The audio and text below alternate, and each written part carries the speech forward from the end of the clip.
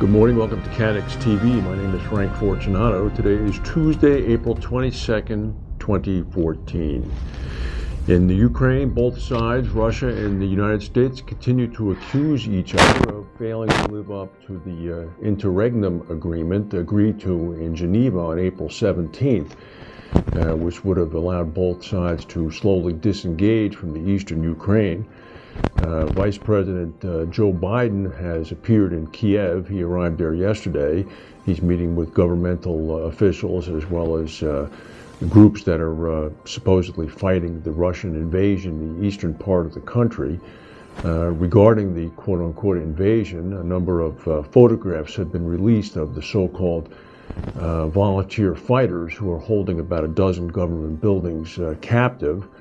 And faces have been matched with those pictures against Russian operatives who had appeared in the Crimea as well as in Georgia. Supposedly these are in fact Russian military people.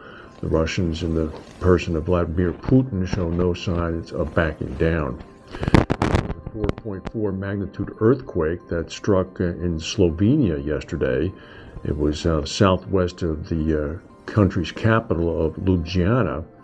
Took place about 120 miles from a nuclear power plant at Krško, a town in eastern Slovenia. That plant is co-owned by Croatia and Slovenia. Struck at about 11 a.m. local time yesterday. Meanwhile, on Friday, the nuclear power plant in Krško, where the earthquake occurred 120 miles from, was the scene of a protest by environmental activists who were protesting plans to construct a second nuclear power plant at this site. Apparently, the protests focused on the concept that the plant was located in an earthquake-prone zone. In fact, 48 hours later, there was an earthquake in this area. One of the protesters, who was a geologist, said, "The plant has been built in one of the most earthquake-prone areas of Slovenia. It was built in the wrong place. According to U.S. standards, the plant would not have been built so near a fault. It's ludicrous to propose building another plant in the same location." The war of words between the two Bermuda reinsurers, Aspen Insurance and Endurance Insurance, is continuing to heat up. Endurance has made an offer to purchase Aspen. Endurance's CEO is John Charman. Yesterday, Aspen released a letter reporting that in their canvassing of their investors, there is overwhelming consensus for their rejection of Endurance's bid. Endurance then released their own letter saying that in a broad review of the investors of Aspen conducted by themselves, there is overwhelming support for the financial benefits of the Endurance proposal.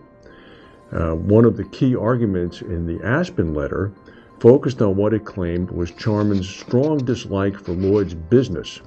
It cited Charman's comment in his initial proposal that Aspen's core strength in the London insurance market, including through Lloyd's, is an attractive area.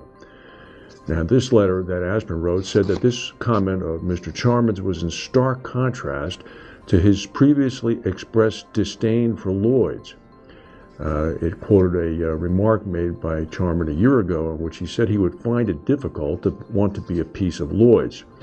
Endurance countered, saying that Mr. Charman has 30 years of experience in Lloyd's, including as a founder of the first Lloyd's syndicate backed by corporate capital and as a senior deputy chairman at the Council of Lloyd's during the financial crisis, and said that responding to this 20-year-old comment means that they're getting desperate. This really is going to be fun to watch. A strike at a Chinese factory, which manufactures shoes for Adidas and Nike, has now spread to a sister factory in a neighboring province. Some 30,000 workers have been affected. They are not necessarily walking off the job for lack of pay or demanding better pay. They are walking off the job or refusing to work because they wish to have social concerns met in the event the factories are closed.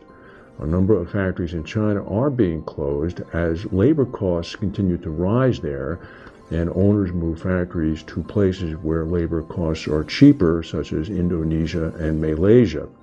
The Chinese workers are demanding information about what types of payments and Social Security they're going to receive in the event the factory closes down. Well, the Chinese have created a monster.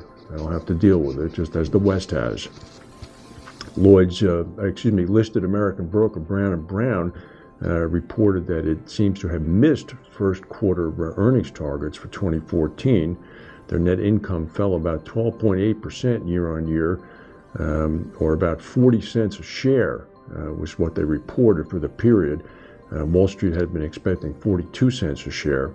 They reported lower than expected organic growth of just 3.9% for the quarter compared to about 10% for the same quarter last year. President Obama is leaving today for a week-long trip to Asia. He's visiting South Korea, Malaysia, Japan, and the Philippines, but he's stopping off first in the little town of Osso, Washington, where the great mudslide occurred last month.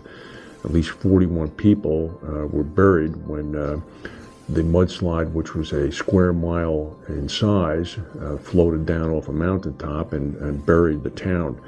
Osso is about an hour northeast of Seattle. In preparation for Mr. Obama's arrival in South Korea, the South Korean intelligence agency is reporting that the North Koreans may be preparing a nuclear test. It would be hard for Kim Jong-un to resist a nuclear test when the president is in Seoul. So I think we should expect that something like this, in fact, will happen. South Korea is going through a difficult time now with the ferry disaster. They continue to bring more bodies up, and of course there's absolutely no hope of a survivor being found. That's the news for today. If we have any breaking news, we'll come back and tell you. Thank you for watching, and we'll see you tomorrow.